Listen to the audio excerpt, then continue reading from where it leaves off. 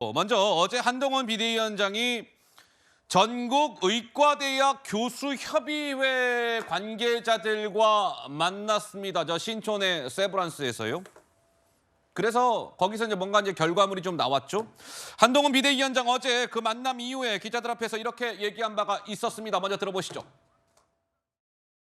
국민들이 피해를 받을 수 있는 상황을 막아야 되기 때문에 정부와 의료계 간의 건설적인 대화를 중재해달라는 요청을 제가 받았고요. 그리고 아울러 의료계도 정부와의 건설적인 대화에 나설 준비가 되어 있다라는 말씀도 저에게 전했습니다. 저는 책임 있는 정치인으로서 필요한 역할을 하겠다는 답변을 드렸습니다.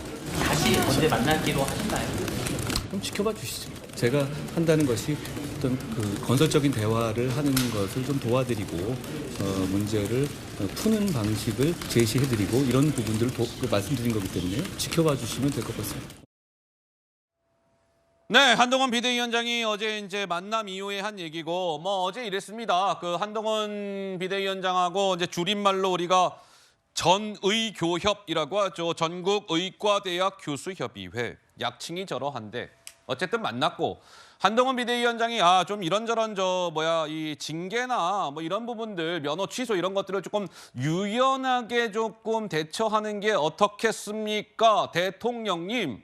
이런 취지로 용산 대통령실에 건의를 했고 윤 대통령이 오케이 그래 그럼 그렇게 합시다 라고 해서 뭔가 그 처분을 유연화하겠다라고 대통령실에서 밝혔고, 그래서 오늘 그러면 저 의대 교수들이 어떤 입장을 밝힐까가 관심이었는데, 조금 전에 홍란 기자 얘기처럼 의대 교수들은 집단 그 사직서를 내는 것을 원래 내기로 한 대로 그냥 사직서를 내겠다.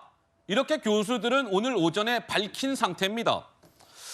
그런데 어제 저 교수들과 만나기 전에 한동훈 비대위원장이 이런 좀 우여곡절이 있었던 모양입니다. 저 전의교협에서 한동훈 비대위원장하고 어제 그 세브란스에서 만나기 전에 그랬다는 거예요. 한동훈 비대위원장 당신 안 만나겠습니다.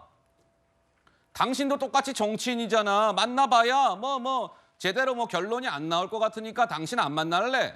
그런 것을 한동훈 비대위원장이 저 전의교협 관계자를 설득했답니다. 아니요, 저 만나세요.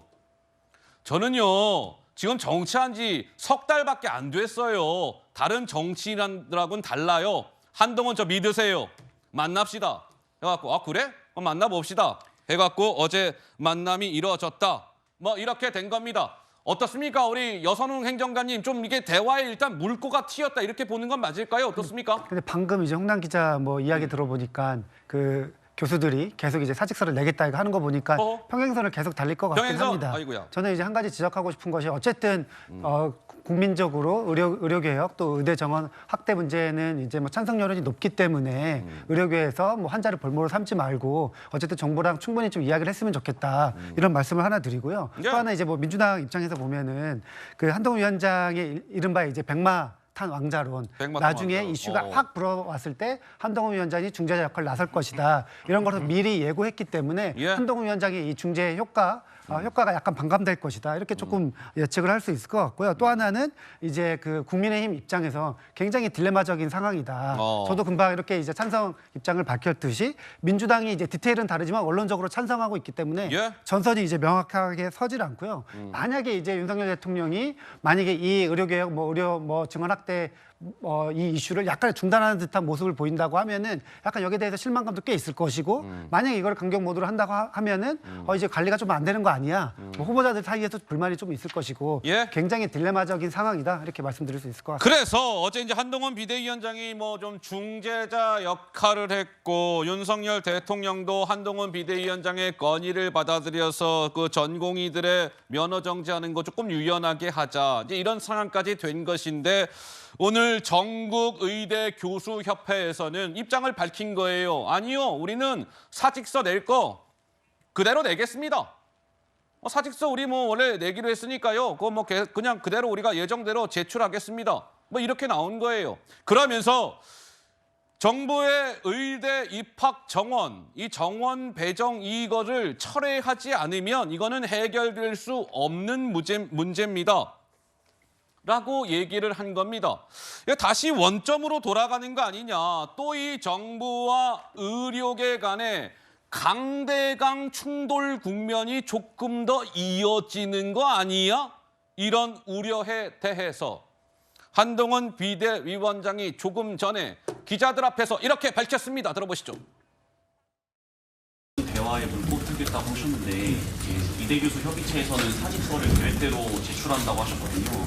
첫술에 배부를 수는 없는 것이고요. 국민 건강이 대단히 중요한 것이고 중재가 꼭 필요하다는 간절한 호소를 제가 교수님들로부터 들은 것이기 때문에 앞으로 지켜봐 주십시오. 어떻게 한 번에 모든 게 다 끝나겠습니까? 그리고 행정처분이나 이런 부분에 대해서 유연하게 해야 된다는 그분들의 어떤 간곡한 요청이 있었고 정부에서 그걸 받아들였기 때문에 새로운 점이 될 수 있다.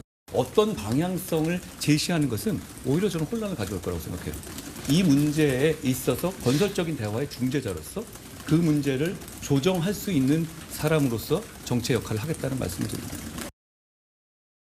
네, 한동훈 비대위원장은 어떻게 이 문제에 첫 술에 배부를 수가 있겠습니까? 조금 더 지켜보시지요. 라고 이야기를 했습니다.